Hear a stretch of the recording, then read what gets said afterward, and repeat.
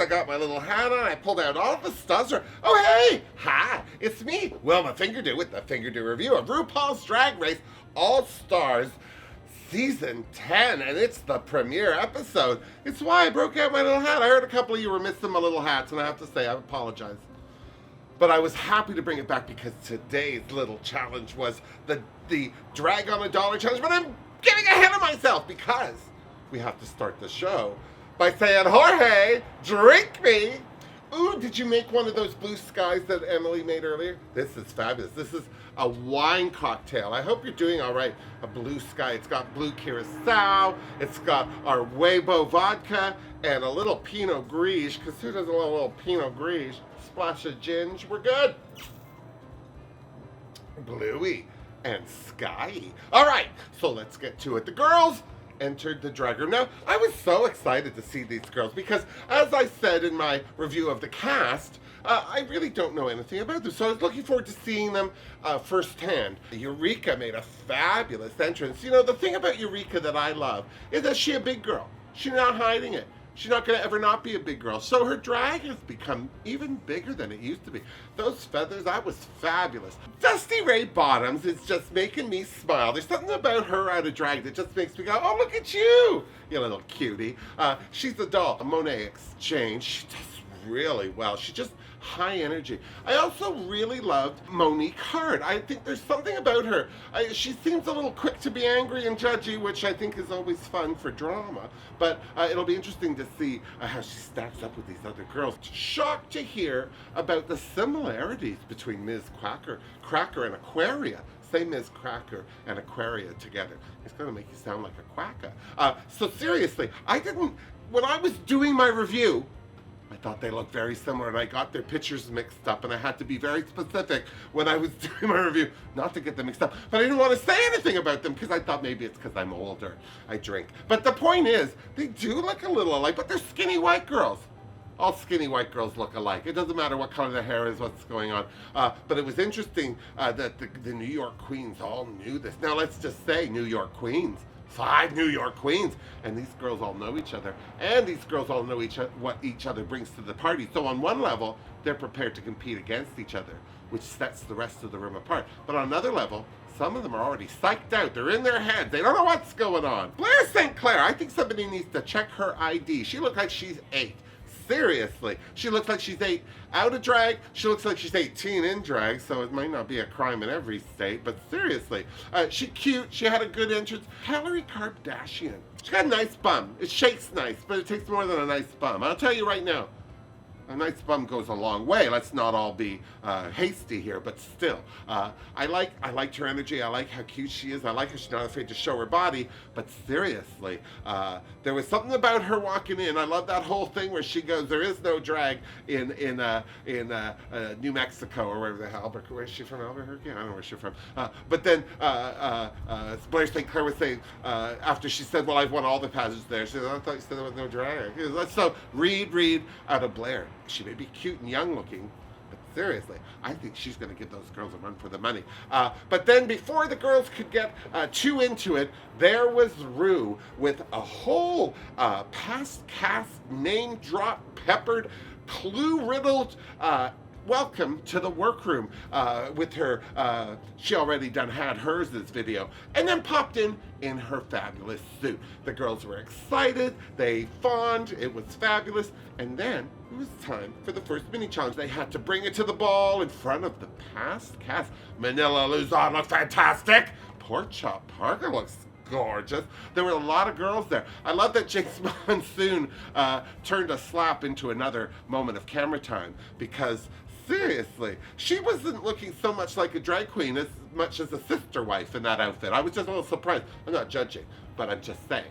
That said, the girls shook it, they broke it, they shared it, and it was a spectacular showing of what some of these girls can do. Although, I think poor Blair St. Clair looks like she needed to pee through the whole thing. Is it just me? I'm just saying.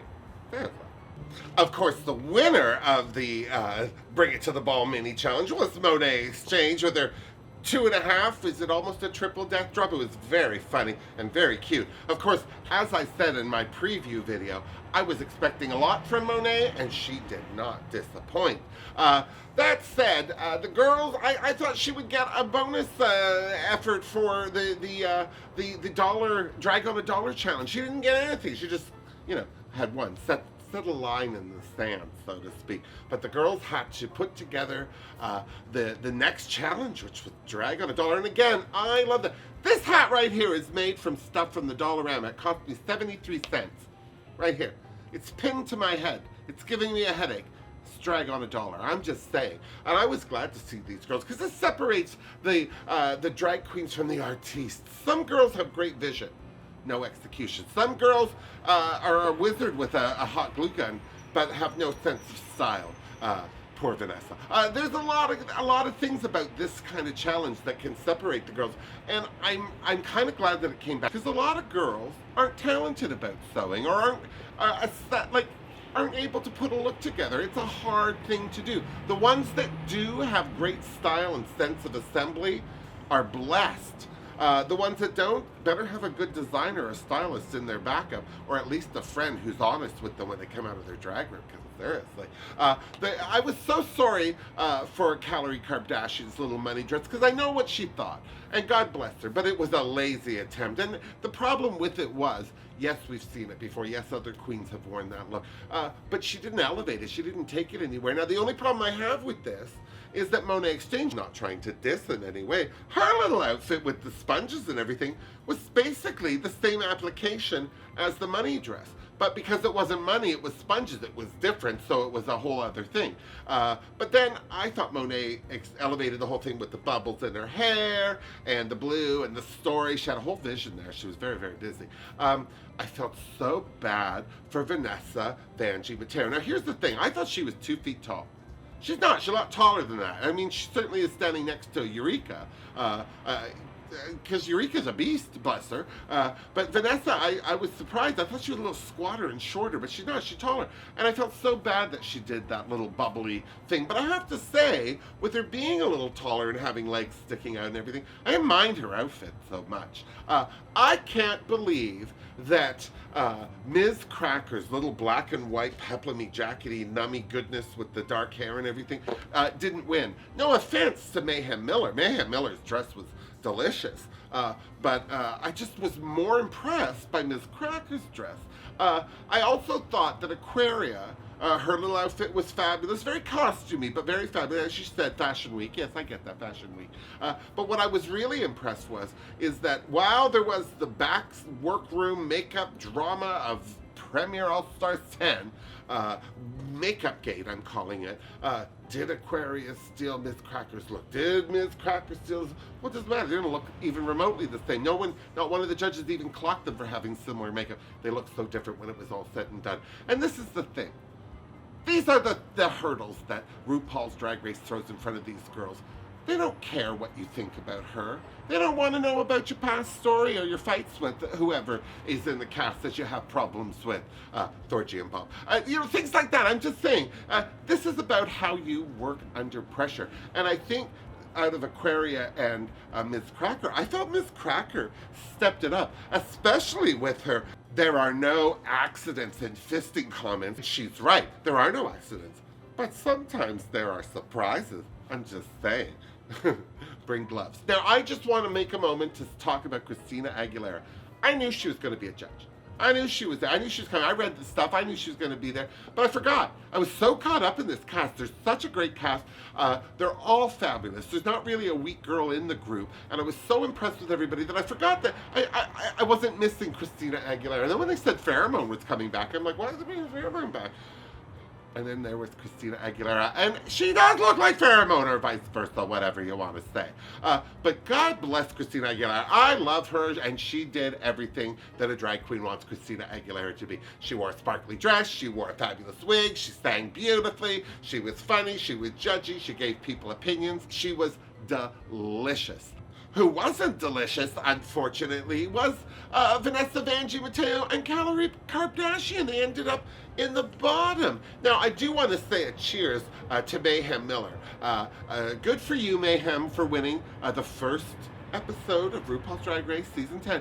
But you gotta stop crying, girl. I get it. I get it. You're emotional. It's a lot. I'm not judging. But you should be a little tougher than nails here. Don't be showing these girls your tears so quickly, because somebody's gonna show girls you or pull a rug out from under you or maybe steal all the Kleenex and leave you blotchy. I'm just saying. Pull it together, Mayhem. Seriously, congrats. Wow, that's a lot bluer than the last time I sipped on it. All right, so then it was down to the lip sync.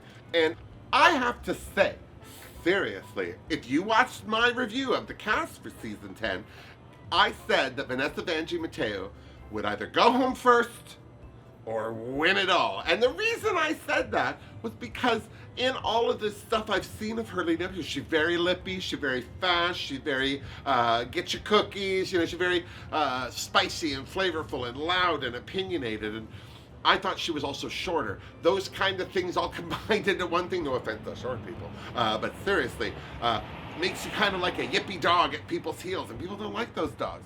They like those dogs to be heavily sedated and in a purse. Ask anyone. Seriously though, I thought she was going to get kicked off first for being lippy or win it all. I didn't think Vanessa would get kicked off for being boring. That's the biggest crime in drag, is seriously being boring. And I'm so sorry that she was, because I expected so much from her.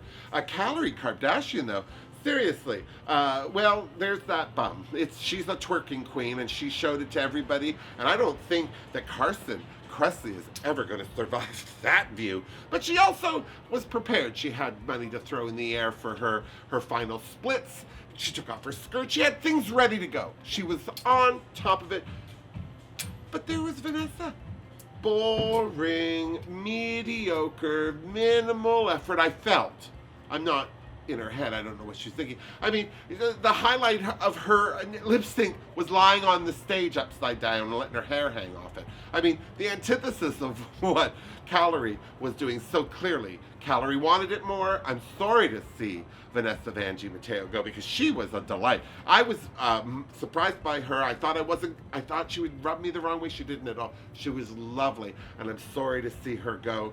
But I think she's going to be a bit of a fan favorite, because she was lovely, and we'll see lots of her, I'm sure. Congratulations to Calorie Kardashian, but she's in the bottom. That bottom was in the bottom. She better bring it harder next week.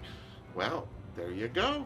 One girl's gone. Who do you think's next? Who do you think's on the bubble? It's such a strong cast, I can't even begin to think who could be there. Although, I do have to say, Blair St. Clair looks fabulous, but she's a little boring. She's a little boring. She's making me think there's got to be something more going on there. How about you? Well, all you got to do is tune in to RuPaul's Drag Race Season 10 next week for Episode 2. And then when you're done, you come on back and see me, and you and I will compare notes. Now, don't forget, during the commercials, we're live from Wilma Bar and Lounge right here, 996 Queen Street East, in the heart of Toronto's East End. And you can tune in. Check us out, see what's going on, and then come back for the Fingerdoo review. Till then, miss me. Mwah. Seriously, Jorge. This blue sky